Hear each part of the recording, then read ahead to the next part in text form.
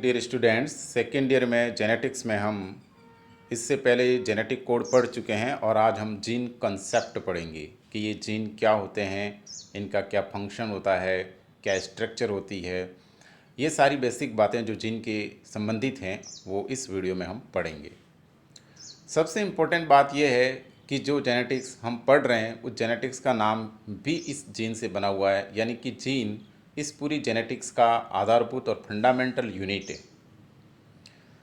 कोई भी जीव, कोई भी ऑर्गेनिज्म है, उसके जो कैरेक्टर होते हैं वो टोटली उसकी जीन पे डिपेंड करते हैं और ये जीन उसको उसके मदर फादर से प्राप्त होते हैं।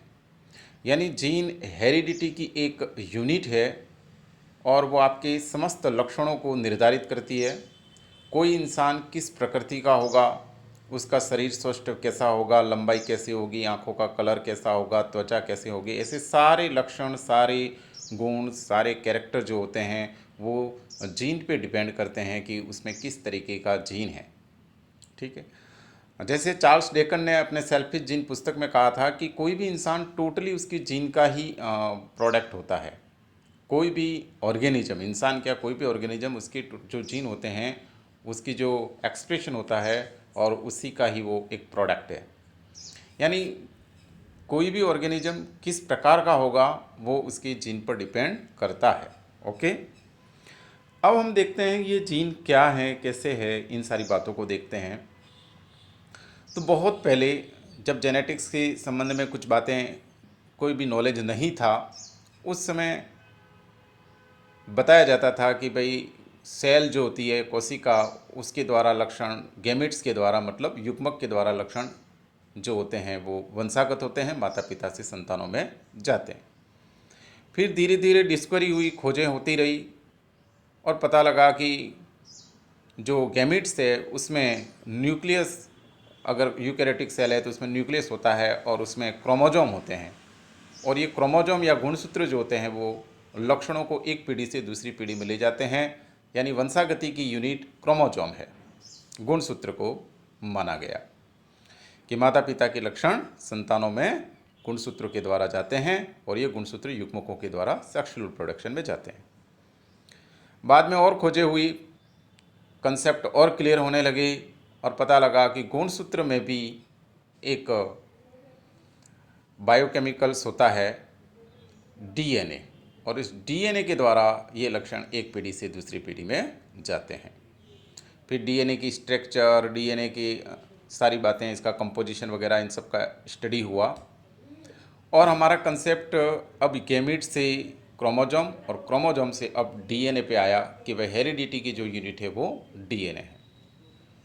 बाद में और खोजें होने लगी और पता लगा कि डीएनए में भी एक छोटी छोटी यूनिट्स होती हैं, मतलब डीएनए का भी एक पर्टिकुलर पार्ट्स होता है जो किसी लक्षण विशेष को निर्धारित करता है। तो कोई भी लक्षण पूरे डीएनए के द्वारा निर्धारित न होकर के उस डीएनए के किसी एक पार्ट के द्वारा निर्धारित होता है कोई एक लक्षण। तो इस तरीके से पता लगा कि ये जो पार्ट डीएनए का है, जो डीएनए का एक छोटा सा खंड जो किसी एक लक्षण को निर्धारित कर रहा है, जो किसी एक लक्षण के लिए रेस्पॉन्सिबल है, वो जीन है, उसे जीन कहते हैं। ठीक है। तो इस तरीके से पता लगा कि हेरिडिटी की जो फाइनल सबसे छोटी इकाई है वो जीन है। यानी एक लक्षण जो है वो दूसरी पीढ़ी में जा रहा है, उस एक लक्षण को दूसरी पीढ़ी में ले जाने का जो कार्य है वो जीन करता है और वही जीन उस पीढ़ी में जाकर के, नेक्स्ट पीढ़ी में जाकर के वहाँ एक्सप्रेस होगा, अपने आप को प्रकट करेगा, उस अनुरूप प्रोटीन बनाएगा और उसी के अनुरूप लक्षण होंगे। तो इस तरीके से धीरे धीरे न्यूक्लियस, फिर क्रोमोजोम, क्रोमोजोम के अंतर्गत डीएनए और डीएनए के एक पर्टिकुलर पार्ट जीन तक हमारा कंसेप्ट आया और जीन जेनेटिक्स की यूनिट के रूप में, वंशागति की यूनिट्स के रूप में जीन को माने जाने लगा। बाद में और खोजें होने लगी, जीन का स्ट्रक्चरल अध्ययन होने लगा, जीन का फंक्शनल स्टडी होने लगा, म्यूटेशन, रिकॉम्बिनेशन, ये सारी चीज़ें उसमें देखी जाने लगी और पता लगा कि जीन जो है वो अनडिवाइडेबल नहीं है, अविभाजित नहीं है। जीन भी विभाजित हो सकता है, जीन के भी कुछ सेगमेंट्स है, जीन के अंदर भी कुछ यूनिट्स होती है। तो ये जीन की जो यूनिट्स होती है वो कौन कौन सी है, वो सब बातें हम आगे देखेंगे। तो फिलहाल हमारा सबसे फर्स्ट पॉइंट आपको यहाँ तक सारी बातें क्लियर हो गई होगी कि भाई जीन है क्या, इसका एक बेसिक कंसेप्ट क्या है वो आपको समझ में आ गया होगा। अब हम देखते हैं कि जीन, अभी तक जो हमने पढ़ा इस हिसाब से कि जीन एक बेसिक फिजिकल और फंक्शनल यूनिट है हेरिडिटी की। हेरिडिटी यानी कि वंशागति जो होती है, लक्षणों का एक पीढ़ी से दूसरी पीढ़ी में जाने का जो प्रक्रिया है उसे वंशागति कहते हैं। और उस वंशागति की जो सबसे बेसिक फिजिकल और फंक्शनल जो यूनिट होती है वो जीन है। दूसरे शब्दों में हम कहें तो gene is a part of DNA, या gene is made up of DNA, यानी कि जीन जो होता है वो डीएनए का बना होता है या डीएनए का एक पार्ट है। ठीक है। इसी तरीके से एक डेफिनेशन और भी हो सकती है जीन की, कि किसी जीव में किसी एक लक्षण को निर्धारित करने वाला डीएनए का खंड, डीएनए का एक छोटा सा खंड या टुकड़ा जो किसी एक लक्षण को निर्धारित करता हो को जीन कहते हैं। तो 3 बातें क्लियर हो गई आपकी यहाँ पर। फर्स्ट बात क्या हो गई कि gene is A basic physical and functional unit of heredity.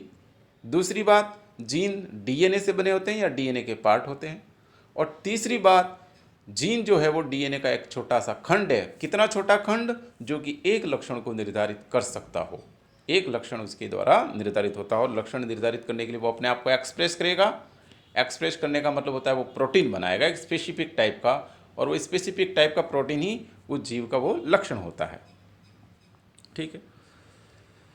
अब जीन के जो कंसेप्ट है उसमें अलग अलग तरीके के कंसेप्ट जीन के होते हैं। जैसे इवोल्यूशनरी कंसेप्ट क्या है, यानी कि जीन के बारे में हमें किस तरीके से धीरे धीरे क्या क्या जानकारियाँ मिलती गई। इसके बाद में जीन का मोलेकुलर कंसेप्ट क्या है, जीन का क्लासिकल कंसेप्ट क्या है, इन सब बातों को देखते हैं हम। तो सबसे फर्स्ट है जीन का इवोल्यूशनरी कंसेप्ट, यानी कि जीन का किस तरीके से हमारे अध्ययन में विकास हुआ, हमने किस किस तरीके से किस वैज्ञानिक ने क्या क्या कंट्रीब्यूशन किया। तो सबसे पहले चार्ल्स डार्विन, अब सब जानते हैं कि डार्विन ने पेंजिनवाद दिया था।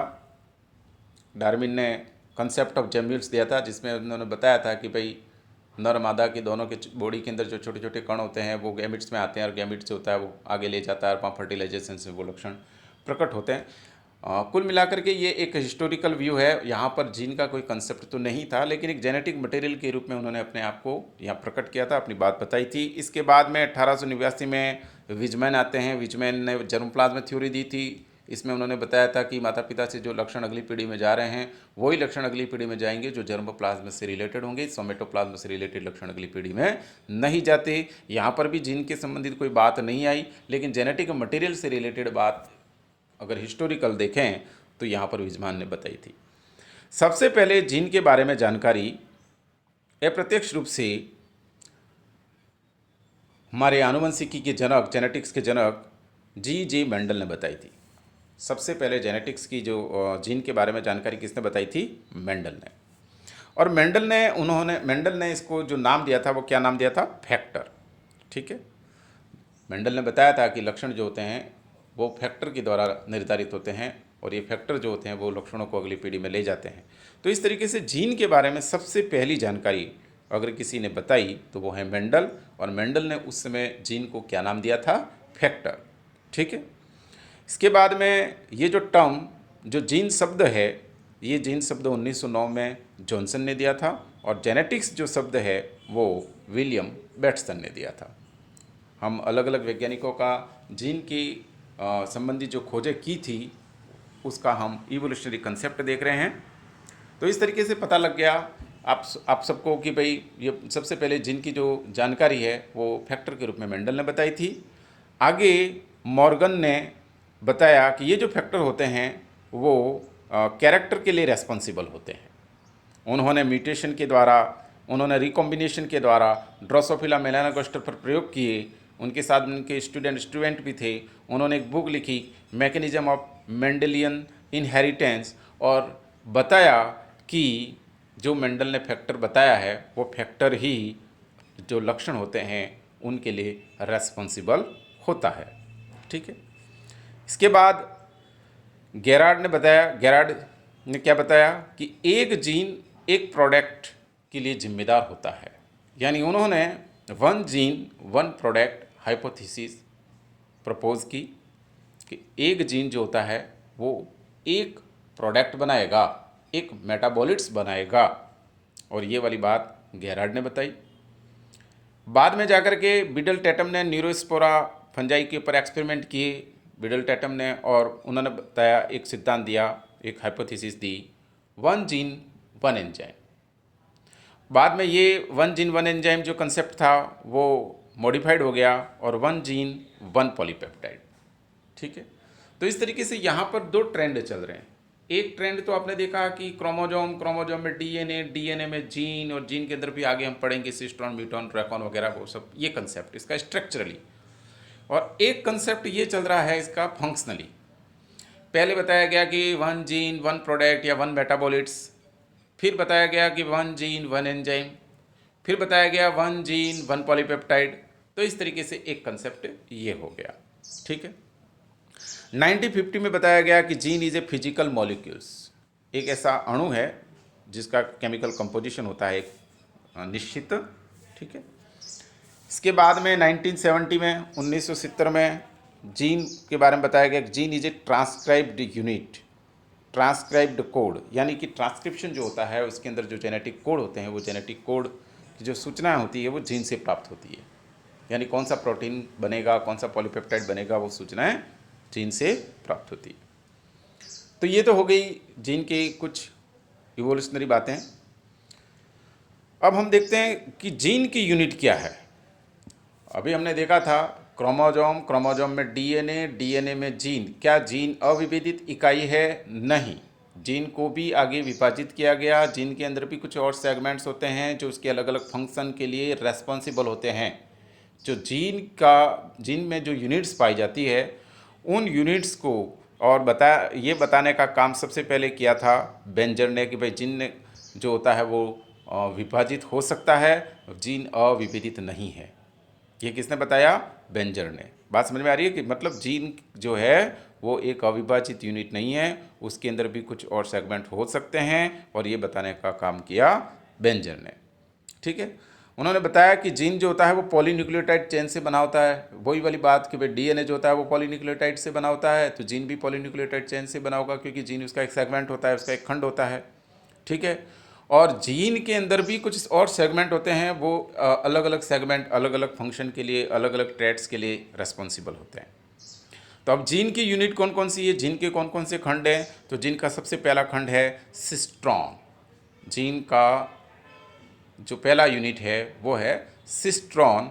सिस्ट्रॉन जीन की फंक्शनल यूनिट है, क्रियात्मक इकाई है। एक जीन के अंदर कुछ 100 से लेकर के कुछ 1000 तक न्यूक्लियोटाइड का एक पार्ट बना होता है जिसे सिस्ट्रॉन कहते हैं, और ये सिस्ट्रॉन जो होता है वो किसी एक सिंगल पॉलीपेप्टाइड को बनाने के लिए रेस्पॉन्सिबल होता है। यानी जीन का जो फंक्शन है, जीन का फंक्शन क्या है? जीन अपने आप को एक्सप्रेस करेगा। एक्सप्रेस करने का मतलब अपने अमीनो अम्ल के क्रम को बनाएगा, पॉलीपेप्टाइड को बनाएगा, प्रोटीन को बनाएगा। तो ये जो एक्सप्रेशन है और जिसके थ्रू जीन कुछ प्रोटीन बना रहा है, तो ये इसका फंक्शन है। और इस फंक्शन को करने वाली जीन की जो यूनिट होती है वो सिस्ट्रॉन होती है। कौन सी यूनिट होती है? सिस्ट्रॉन। तो जैसे कि हीमोग्लोबिन के रेफरेंस में हम लें इसको, तो हीमोग्लोबिन जो होता है उसके अंदर 2 चेन होती है, एक अल्फा चेन होती है, एक बीटा चेन होती है।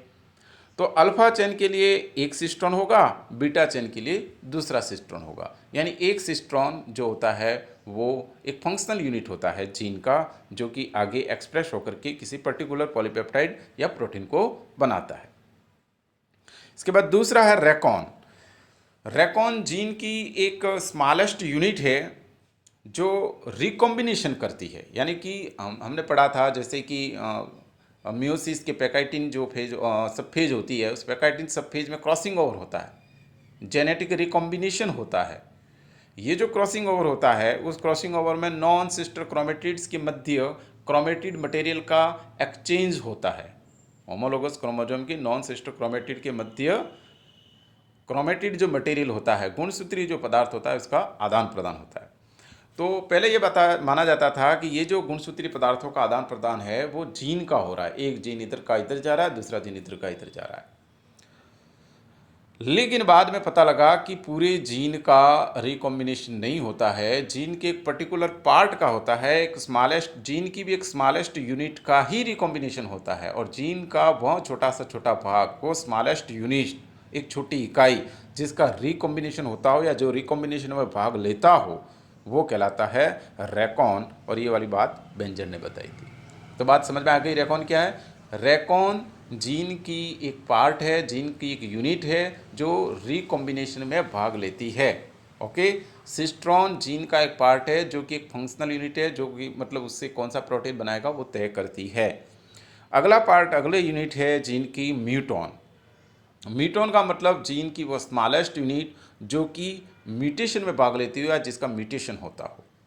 ठीक है, जीन की वह यूनिट जिसका म्यूटेशन होता हो उसे म्यूटॉन कहते हैं। पहले ऐसा माना जाता था कि म्यूटेशन जो होता है वो पूरे जीन का होता है, लेकिन जीन पूरे का म्यूटेशन ना होकर के जीन के भी एक पर्टिकुलर यूनिट में म्यूटेशन होता है जिसे म्यूटॉन कहते हैं।